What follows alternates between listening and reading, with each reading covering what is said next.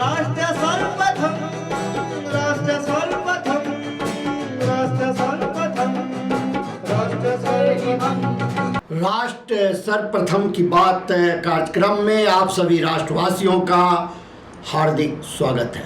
दिल्ली की मुख्यमंत्री रेखा गुप्ता ने मंगलवार को स्कूल फीस नियंत्रण बिल को मंजूरी दे दी है। एक प्रेस वार्ता में मुख्यमंत्री ने बताया कि इस बिल के जरिए प्राइवेट स्कूलों की मनमानी फीस वृद्धि पर रोक लगेगी। उन्होंने कहा कि कई अभिभावकों ने बच्चों के साथ दुर्व्यवहार और फीस के लिए दबाव की शिकायतें की थी।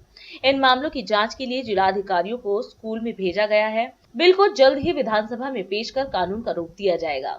लगातार एक पैनिक पेरेंट्स और बच्चों के बीच में स्कूल प्रशासन के द्वारा की हुई अलग अलग एक्टिविटीज के कारण हो रहा था, और जब हमने उसको बहुत डीप स्टडी किया और सरकार की ओर से स्टेप्स लिए, हमने अपने डीएम्स को स्कूल्स में भेजा चेक करने के लिए कि जो पेरेंट्स की बातचीत थी कि भी हमारे बच्चे के साथ में दुर्व्यवहार हो रहा है, उसको फीस के लिए प्रेशराइज किया जा रहा है, उसको परेशान किया जा रहा है, डीएम्स को भेजा गया। डीएम्स ने भी अपना पूरा रिपोर्ट बना के दिया, उनका ऑडिट भी हुआ और पूरा संज्ञान लेते हुए कि इससे पहले क्या प्रोसीजर रहता था कि फीस किस तरीके से बढ़ रही थी, किस तरीके से रोकी जा रही थी। और आप मानिए कि ये बड़ी स्थिति दिल्ली की रही कि दिल्ली में फीस ना बढ़े, इसके लिए किसी भी प्रकार का कोई प्रावधान इससे पहले की सरकारों ने कभी किया ही नहीं। एकमात्र एक्ट दिल्ली स्कूल्स एक्ट 1973, उसमें फीस को लेके एक सेक्शन 17 सब सेक्शन 3, जिसमें ऐसी कोई गाइडलाइन नहीं थी कि आप प्राइवेट स्कूल्स की फीस को ना बढ़े, इसके लिए सरकार के पास क्या ताकत है या क्या प्रोसीजर अडॉप्ट होना चाहिए। कोई किसी सरकार का, पिछली किसी भी सरकार का 1973 से लेकर के आज तक कोई इसका प्रावधान नहीं हुआ कि स्कूलों पे लगाम कैसे लगाई जाए। पर मैं आज आप सभी को बताते हुए इस बात पे बड़ा हर्ष महसूस कर रही हूँ कि दिल्ली सरकार ने एक ऐतिहासिक और साहसिक फैसला कि आज ड्राफ्ट बिल हमने कैबिनेट में पास किया है, जो कि दिल्ली के सभी स्कूलों में, whether that is aided, non aided, private और हर प्रकार के स्कूल, दिल्ली के 1677 स्कूल जो प्राइवेट स्कूल्स हैं, उनमें फीस को लेकर के पूरा का पूरा गाइडलाइन, पूरा प्रोसीजर तय करेगा। और पहली बार इतिहास में दिल्ली सरकार के द्वारा ऐसा बिल बनाया जा रहा है जो कि अपने आप में फुल प्रूफ है। पूरा प्रोसीजर डिफाइन किया गया, अथॉरिटी डिफाइन गई है, उसमें पेरेंट्स की भूमिका, उसमें स्कूल की भूमिका, मैनेजमेंट की, डायरेक्टरेट की और सरकार की। तो ये एक दिल्ली के जनता के लिए, दिल्ली के पेरेंट्स के लिए बहुत ही सुकून का विषय है। हमारी कैबिनेट ने आज एक बिल पास किया है, जिस बिल का नाम है Delhi school education transparency in fixation and regulation of fees bill 2025। जैसा कि नाम बताता है कि फीस रेगुलेट भी की जाएगी और ट्रांसपेरेंटली रेगुलेट की जाएगी। फीस बढ़ेगी या नहीं बढ़ेगी, इसका प्रोसेस ट्रांसपेरेंटली होगा। पहले की सरकारों ने 27 साल हो गए, हमने 65 दिन में मुख्यमंत्री जी के निर्देश पर, उनके मार्गदर्शन में हमने 65 दिन के अंदर इस बिल को लाकर दिल्ली की जनता को नया प्रशासन, गुड गवर्नेंस के नए आयाम खड़े करने का काम किया है। इस बिल में दिल्ली की जनता के उन 1677 स्कूलों में पढ़ने वाले बच्चों को, उनके अभिभावकों को आज राहत की सांस मिलेगी, क्योंकि जैसा माननीय मुख्यमंत्री जी ने बताया, दिल्ली स्कूल एक्ट 1973 की धारा 17(3) और धारा 180 के अंतर्गत स्कूलों के पास बाध्यता नहीं थी, और पिछली सरकार ने 2024 में हाईकोर्ट में मुकदमा हारने के बाद रही सही ताकत को भी खो दिया था। इसलिए आज हमने transparency in fixation and regulation of fees bill 2025 पास किया है।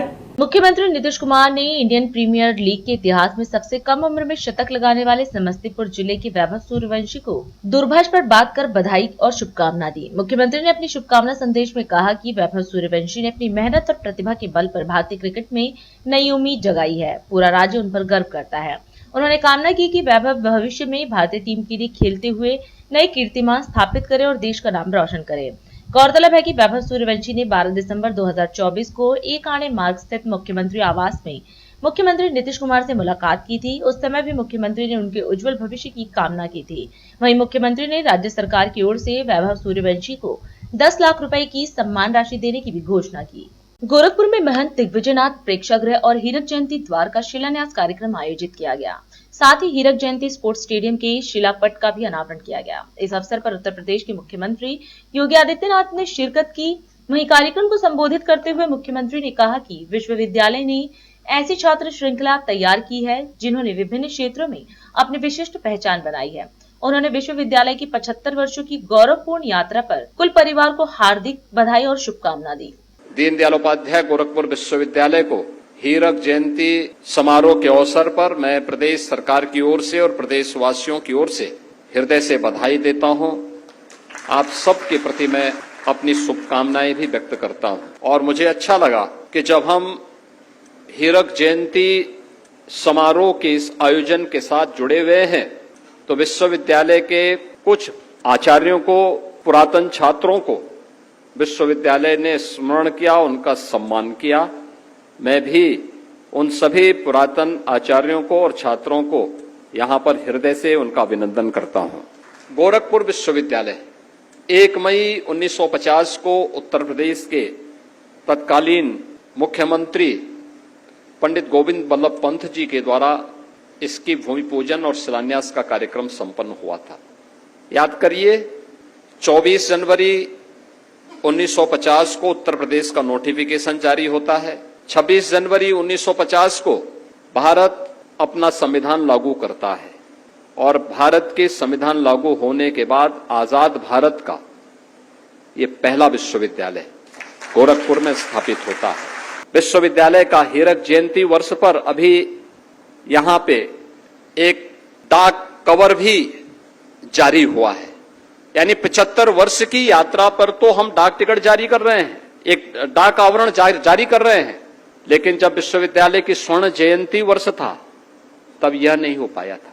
अगर विश्वविद्यालय ने 50 वर्ष की यात्रा में भी इसी प्रकार के आयोजन को करने का निर्णय लिया होता, एक स्मृति आपके पास होती, कुछ विशिष्ट शोध किए होते अलग अलग फील्ड में, जितने संकाय हैं उनमें कुछ विशिष्टता के साथ हमें अपनी उपलब्धियों को लेकर के अगर हम करते, कितने पब्लिकेशन हुए हैं, कितने रिसर्च पेपर हमने जमा किए हैं, हमने इनोवेशन विश्वविद्यालय ने अलग अलग फील्ड में, हिंदी में, संस्कृत में, इंग्लिश में, समाजशास्त्र में या फिजिक्स में, केमिस्ट्री में, जूलॉजी, बॉटनी में या अलग अलग क्षेत्र में कितने ऐसी विशिष्ट कृतियों का प्रकाशन किया है, ऐसे कितने शोध ग्रंथ लिखे गए हैं, उनकी विशिष्टता क्या है, कितने पेटेंट फाइल हुए हैं, इन सब को लेकर के अगर आप बनाए होते, आपके पास एक रिकॉर्ड होता है।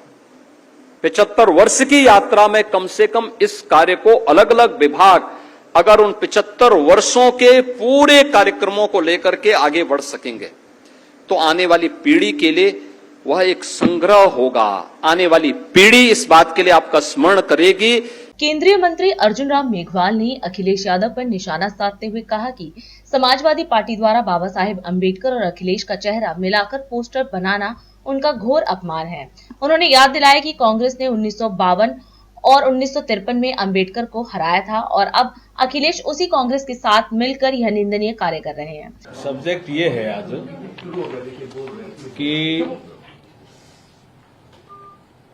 बाबा साहब का आधा चेहरा दिखा रहे हैं अखिलेश जी और आधा अखिलेश जी का चेहरा है। ये बाबा साहब का अपमान है। ये चेहरा दिखा करके वो दलित समाज के वोट बटोरना चाहते हैं, तो ये अखिलेश जी भ्रम में जी रहे हैं। क्योंकि बाबा साहब को पहला चुनाव 52 में हराने का काम कांग्रेस ने किया, उपचुनाव 53 भंडारा का हराने का काम कांग्रेस ने किया। अब कांग्रेस के साथ हैं अखिलेश जी, तो दलित समाज कैसे अखिलेश जी के साथ होगा?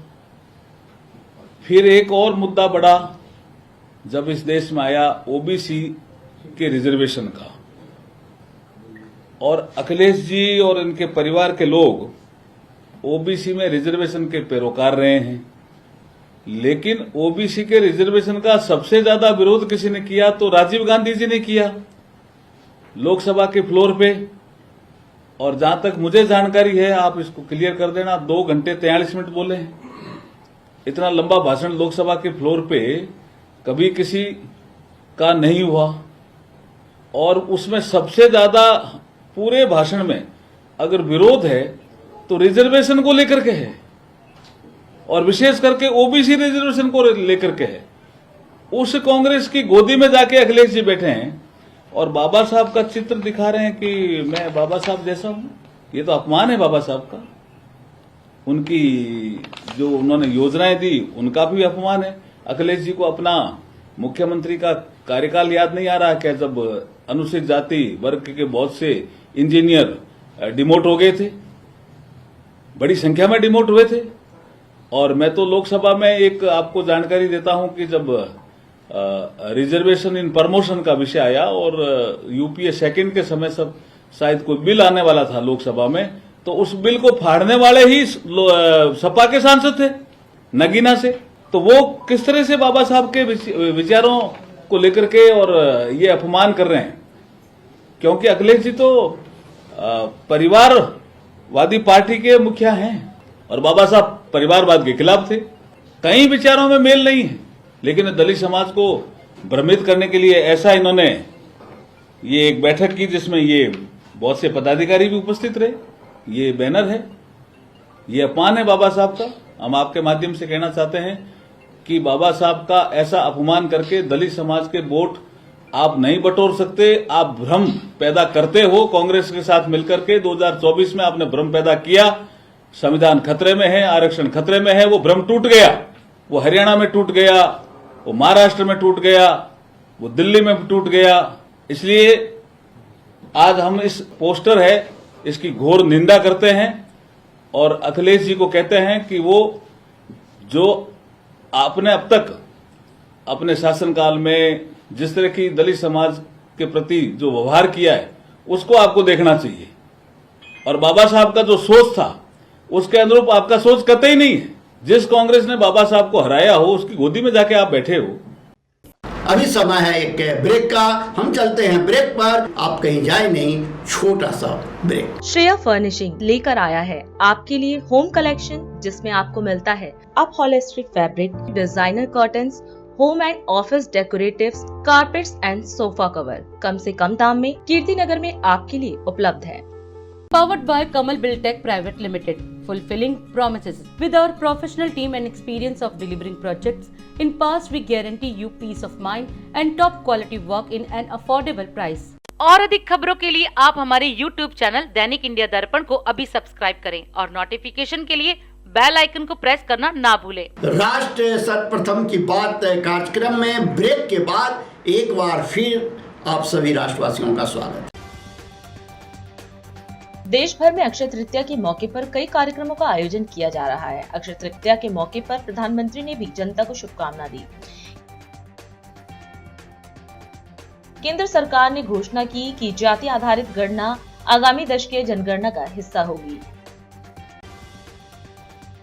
पहलगाम आतंकी हमले के बाद गलत सूचनाओं की बाढ़ के बीच भारत सरकार ने उत्तरी कमान के प्रमुख के रूप में लेफ्टिनेंट जनरल एमवी सुचिंद्रन कुमार के पद से हटने के बारे में फैली अफवाहों की तथ्य जांच की। कांग्रेस ने आगामी जनगणना में जाति सर्वेक्षण को शामिल करने के केंद्र सरकार के फैसले का श्रेय लेते हुए कहा कि यह लंबे समय से पार्टी की मांग रही है। क्रेमलिन के प्रवक्ता दिमित्री पेस्कोव ने कहा कि प्रधानमंत्री नरेंद्र मोदी 9 मई को विजय दिवस समारोह में भाग लेने के लिए रूस नहीं जाएंगे। लोकसभा नेता एवं कांग्रेस सांसद राहुल गांधी ने 22 अप्रैल को पहलगाम में हुए भीषण आतंकवादी हमले में मारे गए कानपुर निवासी शुभम द्विवेदी के परिवार से मुलाकात की। दिल्ली उच्च न्यायालय ने हाजीपुर लोकसभा सीट से लोक जनशक्ति पार्टी के अध्यक्ष चिराग पासवान के निर्वाचन को चुनौती देने वाली याचिका खारिज कर दी। पहलगाम आतंकी हमले के बाद पाकिस्तान के खिलाफ जवाबी कार्रवाई के लिए सेनाओं को पूरी आजादी देने के बाद सेना ने युद्धपोतों की एक तस्वीर साझा की। केंद्र की मोदी सरकार ने फैसला किया है कि जाति जनगणना को आगामी जनगणना में शामिल किया जाएगा। सनातन धर्म मंदिर रमेश नगर में आज भगवान परशुराम जयंती महोत्सव पूरे श्रद्धा और उल्लास के साथ मनाया गया। इस पावन अवसर पर मंदिर परिसर में 151 वैदिक ब्राह्मणों का पूजन, वस्त्र, माला और दक्षिणा देकर सम्मान किया गया। महोत्सव में मंदिर के महामंत्री विजय शर्मा ने विशेष रूप से भाग लेकर समस्त ब्राह्मणों और भक्तगणों का सम्मान किया। महिला संगत सहित भारी संख्या में भक्तों की उपस्थिति ने आयोजन को भव्यता प्रदान की। कार्यक्रम में सामाजिक, राजनीतिक और धार्मिक क्षेत्र की कई प्रमुख हस्तियों ने भाग लिया, जिनमें हर्ष बंधु, राष्ट्रीय ब्राह्मण समाज के प्रधान ऋषिकांत गोस्वामी और अन्य देवाचार्य शामिल रहे। आयोजन के दौरान पहलगांव में आतंकवादियों द्वारा मारे गए भाई बहनों को श्रद्धांजलि दी गई, जिससे माहौल भावुक हो गया। महोत्सव का समापन भगवान परशुराम जी की आरती और राष्ट्रगान के साथ किया गया। सांसद बांसुरी स्वराज ने अक्षय तृतीया के पावन अवसर पर देशवासियों को शुभकामना देते हुए कहा, सत्कर्म, सेवा और सद्भावना के संकल्प का प्रतीक अक्षय तृतीया हम सभी के जीवन में अक्षय पुण्य, अचल सुख समृद्धि और चिरस्थायी आरोग्य का संचार करे। इस अवसर पर उन्होंने भगवान परशुराम जयंती की भी शुभकामना दी और कहा कि सकल धर्म रक्षक, कुलाचार्य, तपः स्वरूप, ब्रह्मो तेजस्वी भगवान विष्णु के छठे अवतार भगवान परशुराम के अवतरण दिवस पर उन्हें सहस्त्रों वंदन, जिनके परशु की गर्जना से अधर्म कांपता था, जिनकी तपोदीप्ति देह से धर्मदीप सदा प्रज्वलित रहता है। ऐसे प्रभु का आशीर्वाद सभी पर बना रहे। वहीं आज दिल्ली विश्वविद्यालय के गार्गी महाविद्यालय में आयोजित वार्षिकोत्सव कार्यक्रम में शामिल होकर सांसद बांसुरी स्वराज ने छात्रों, शिक्षकों एवं अतिथियों के बीच प्रेरणादायक वातावरण में अपने विचार साझा किए। उन्होंने अपने संकल्पों, संघर्षों और सपनों की चर्चा करते हुए कहा, यह अत्यंत सुखद है कि आज की पीढ़ी केवल ज्ञानवान ही नहीं बल्कि जीवन के प्रति गंभीर, जागरूक और संवेदनशील भी है। ऐसे क्षण देश के भविष्य को लेकर विश्वास और उत्साह से भर देते हैं। उन्होंने छात्रों को संबोधित करते हुए कहा कि वे भविष्य की मजबूत, विचारशील और परिवर्तनकारी नेतृत्व करता है। दिल्ली सरकार में मंत्री मजिंदर सिंह सिरसा ने रघुवीर नगर क्षेत्र में झुग्गियों में रहने वाले लोगों के लिए सुलभ शौचालय का उद्घाटन किया। इस अवसर पर उन्होंने मीडिया को संबोधित करते हुए कहा कि झुग्गी वासियों को गरिमा के साथ शौचालय की सुविधा मिल सके, इसके लिए यह पहल की गई है। इसके साथ ही मंत्री सिरसा ने बताया कि क्षेत्र में पीने की पानी की समस्याओं को दूर करने के उद्देश्य से 2 करोड़ रुपए की लागत से पाइपलाइनों की मरम्मत एवं विस्तार कार्य शुरू किया गया है। इसके अंतर्गत सड़कों की मरम्मत, सीवर लाइनों और पेयजल पाइपलाइनों के निर्माण कार्य का भी आज उद्घाटन किया जा रहा है। आज हमने जन सुविधा परिसर के अंदर लेडीज के लिए और जेंट्स के लिए नए टॉयलेट बनाए हैं। इनको शौचालय जाने में दिक्कत ना हो, इसके लिए ऐसे 60 शौचालयों का आज काम शुरू किया गया, नए बनाकर इनको दिए गए। और इस तरह ही अलग अलग इलाकों में पीने के पानी की बहुत बड़ी दिक्कत है, सूवेज की दिक्कत है। तकरीबन 2 करोड़ रुपए की लागत से पीने की पानी की लाइनों का, सड़कों का, सीवरेज लाइन का आज मैं उद्घाटन अलग अलग करने जा रहा हूं। इससे मेरे राजौरी गार्डन के लोगों को बहुत बड़ी एक समस्याओं से निदान मिलेगा। मेरे इस इलाके राजौरी गार्डन में क्या पूरी दिल्ली में इस तरह की अर्थव्यवस्था फैला के गए थे केजरीवाल जी? कोई व्यवस्था नहीं, इतने गंदगी के अंबार थे। आज मैं एक एक करके साफ करता जा रहा हूं। आज ये झुग्गियों में जो लोग रह रहे हैं वो सम्मान से शौचालय जा सके, नया शौचालय बना के तैयार करके दिया इनको, और आगे इनके पक्के घर मिले। मोदी जी का जो इनके साथ कमिटमेंट, उस पर हम काम कर रहे हैं। इस इलाके के अंदर जो इलीगल ढाबे हैं, मैं उनको फिर से कहना चाहता हूं, आपको 24 घंटे का टाइम दिया था, उसमें 90% लोग इसको बंद करके चले गए। लेकिन अभी भी जो इलीगल काम कर रहे हैं, कोई नशे का काम करता है, कोई शराब बेचता है, इस तरह की कोई सट्टा चलाता है, मैं उनको बताना चाहता हूं, तुम्हारे बुरे दिन शुरू हैं, परले तुम्हारे सिर पर घूम रही है। जितनी जल्दी इस धंधे को बंद करके अपने काम में आ जाओगे, बच जाओगे। और अगर काबू आ जाओगे तो फिर बचने की कोई स्थिति नहीं रह जाएगी। इस देश के अंदर कानून से रहना पड़ेगा, दिल्ली के अंदर कानून से रहना पड़ेगा। 10 साल तुम लोगों ने बहुत बदमाशी कर ली, अब वो काम खत्म हो गया है। अगर ये काम तुमने 24 घंटे में मेरे इलाके में नहीं बंद किया तो फिर अपना हशर देखना क्या होगा। कश्मीर के पहलगाम में हुए आतंकी हमले को लेकर देश भर में गहरा आक्रोश है। आम आदमी पार्टी के वरिष्ठ नेता और पूर्व मंत्री सौरभ भारद्वाज ने पार्टी मुख्यालय में प्रेस वार्ता कर केंद्र सरकार से मांग की कि पाकिस्तान की कब्जे वाले कश्मीर को भारत में मिलाने के लिए अब निर्णायक कदम उठाए जाएं। उन्होंने कहा कि हाल ही में हुए आतंकी हमले में हमारे नागरिकों को निशाना बनाया गया, जिससे पूरे देश में गुस्सा है, युवाओं में उबाल है और अब वक्त आ गया है कि केंद्र सरकार पाकिस्तान पर ठोस और निर्णायक कार्रवाई करे। कुछ दिनों पहले इतिहास के सबसे बड़े आतंकवादी हमलों में से एक कश्मीर के पहलगाम में हुआ। चुन चुन के हमारे भारतीयों को आतंकवादियों ने मारा और आज पूरा देश गुस्से में है। हमारे देश के युवा उबल रहे हैं। पूरा का पूरा देश आज केंद्र सरकार के साथ खड़ा हुआ है और पूरा का पूरा देश केंद्र सरकार की तरफ देख रहा है कि आप पाकिस्तान पे निर्णायक कार्रवाई करिए। हम आपके साथ हैं, हम भारतीय सेना के साथ खड़े हैं और इतिहास में ऐसे कम मौके किसी प्रधानमंत्री को मिले। 1971 में उस वक्त की प्रधानमंत्री श्रीमती इंदिरा गांधी जी को ये मौका मिला। 1999 में ये मौका अटल बिहारी वाजपेयी जी को मिला। इतिहास कम मौके देता है। आज 2025 में ये मौका इतिहास देश के प्रधानमंत्री नरेंद्र मोदी जी को दे रहा है कि जाइए और उस जगह पर भारत का तिरंगा लहरा दीजिए जिस जगह पर पाकिस्तान ने वर्षों से कब्जा कर रखा है। हमारे कश्मीर पर पाकिस्तान का वर्षों से कब्जा है। मोटे तौर पे जम्मू कश्मीर 2.22 लाख स्क्वायर किलोमीटर का एरिया था, जिसमें से करीब 1.06 लाख स्क्वायर किलोमीटर करीबन इंडिया के पास है और करीब 72,000 वर्ग किलोमीटर 72,000 स्क्वायर किलोमीटर से ज्यादा हमारा कश्मीर, भारत का कश्मीर पाकिस्तान के कब्जे में है, जिसको पीओके कहा जाता है, पाकिस्तान ऑक्यूपाइड कश्मीर कहा जाता है। ये वो जगह है जहां पे सभी टेररिस्ट कैंप्स हैं। लोगों की, युवाओं की रेडिकलाइजेशन की जाती है, ट्रेनिंग दी जाती है।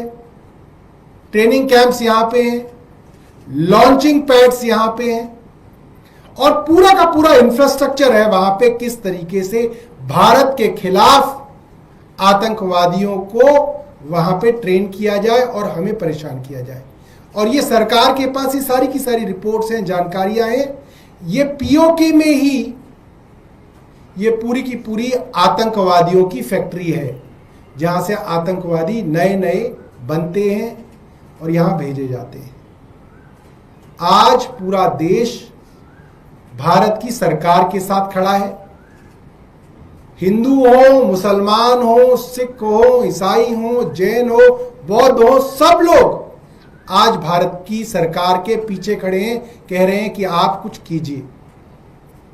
हमें और पूरे हिंदुस्तान को भारतीय सेना और अपने सैनिकों के पराक्रम पर पूरा भरोसा है।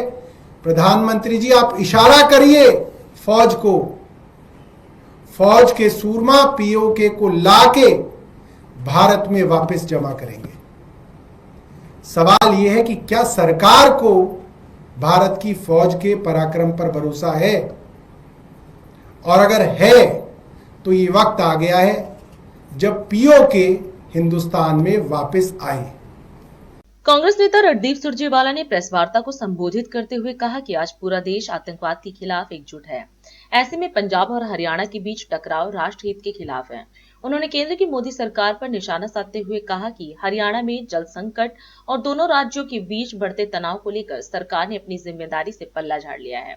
सुरजेवाला ने प्रधानमंत्री मोदी से इस मुद्दे में तत्काल हस्तक्षेप की मांग की। जब पूरा देश आतंकवाद के खिलाफ इकट्ठे होकर लड़ रहा है तो ऐसे में पंजाब और हरियाणा का ये जो टकराव है ये राष्ट्रहित के अनुरूप बिल्कुल नहीं हो सकता। केंद्र की मोदी सरकार ने हरियाणा में हो रहे जल संकट और दोनों प्रांतों में हो रहे टकराव से पूरी तरह पल्ला झाड़ लिया है। भाखड़ा डैम का संचालन केंद्र सरकार द्वारा गठित भाखड़ा ब्यास मैनेजमेंट बोर्ड, जिसे हम BBMB कहते हैं, वो करता है।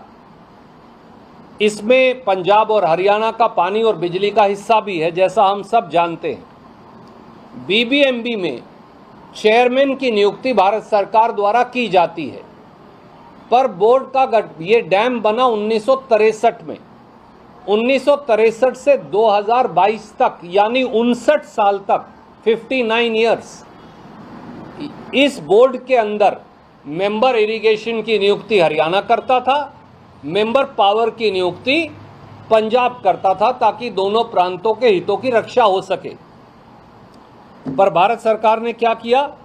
23 फरवरी 2022 को, ये कागज मैं आपको जारी कर रहा हूं, 23 फरवरी 2022 को सारे नियम बदल दिए और पंजाब और हरियाणा का मेंबर इरिगेशन की नियुक्ति का अधिकार छीन लिया, पंजाब का मेंबर पावर की नियुक्ति का अधिकार छीन लिया और सारे अधिकार BBMB के केंद्र सरकार ने अपने पास ले लिए। इसके साथ साथ BBMB के सचिव फरवरी 2025 तक, अभी तक हरियाणा के एक अधिकारी होते थे। श्री नायब सैनी जी और उनकी सरकार ने पत्र लिखा मनोहर लाल खट्टर जी और भारत सरकार को और कहा कि इसे 1 साल की एक्सटेंशन और दे दी जाए। श्री मनोहर लाल खट्टर ने हरियाणा की सरकार की उस चिट्ठी को खारिज कर दिया और उस अफसर को निकाल दिया जो हरियाणा के अधिकारी थे। तीसरा, श्री नायब सैनी जी और हरियाणा सरकार ने एक चिट्ठी और लिखी भारत सरकार को और पावर मिनिस्ट्री को और कहा कि मेंबर इरिगेशन का चार्ज कम से कम EIC इरिगेशन को दे दीजिए। आज तक उसका निर्णय भी श्री मनोहर लाल खट्टर जी ने नहीं किया। जब हरियाणा के अधिकारी ही नहीं होंगे, जब हमारा मेंबर इरिगेशन का अधिकार आप छीन लेंगे, जब सचिव BBMB जो हरियाणा के अधिकारी आप उन्हें जबरन रिटायर कर देंगे, एक्सटेंशन नहीं देंगे, जब आप हमारे EIC को हरियाणा के आप मेंबर इरिगेशन का चार्ज तक नहीं देंगे, तो हरियाणा के हितों की रक्षा कौन करेगा? आप तो जानबूझकर हरियाणा के हितों पर कुठाराघात कर रहे हैं। तो दूसरी तरफ सरदार भगवंत मान की चौथा पहलू जो है, उनकी झूठी हठ धर्मिता, वो ना तो किसी कानूनी अधिकार पर टिकी है, ना किसी संवैधानिक अधिकार पर और ना किसी समझौते के आधार पर।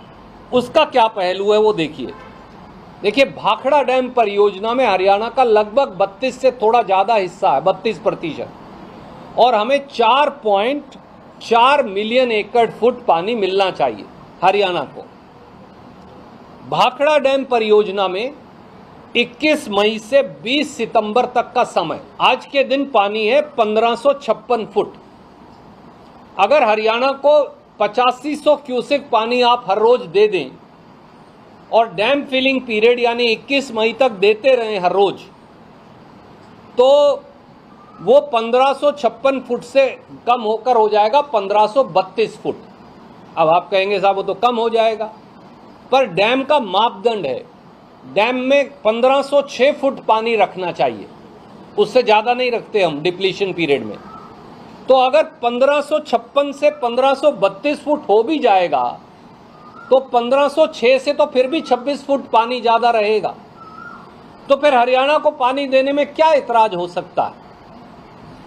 अगली बात, पानी छोड़ने का निर्णय ना तो हरियाणा कर सकता ना पंजाब कर सकता, क्योंकि BBMB किसका है? भारत सरकार का है। इसलिए प्रधानमंत्री जी को दोनों मुख्यमंत्रियों की बैठक बुलानी चाहिए और फौरन हिदायत देनी चाहिए कि हरियाणा के हिस्से का पानी केंद्र सरकार का BBMB बोर्ड रिलीज करे और पंजाब सरकार अवरोध ना डाले। और अधिक खबरों के लिए आप हमारे YouTube चैनल दैनिक इंडिया दर्पण को अभी सब्सक्राइब करें और नोटिफिकेशन के लिए बेल आइकन को प्रेस करना ना भूलें। आज हम इस कार्यक्रम में आपसे विदा लेते हैं। आप अन्य खबरों के लिए बने रहे। राष्ट्र सर्वप्रथम, वंदे मातरम, जाग उठा है भारत। राष्ट्र सर्वप्रथम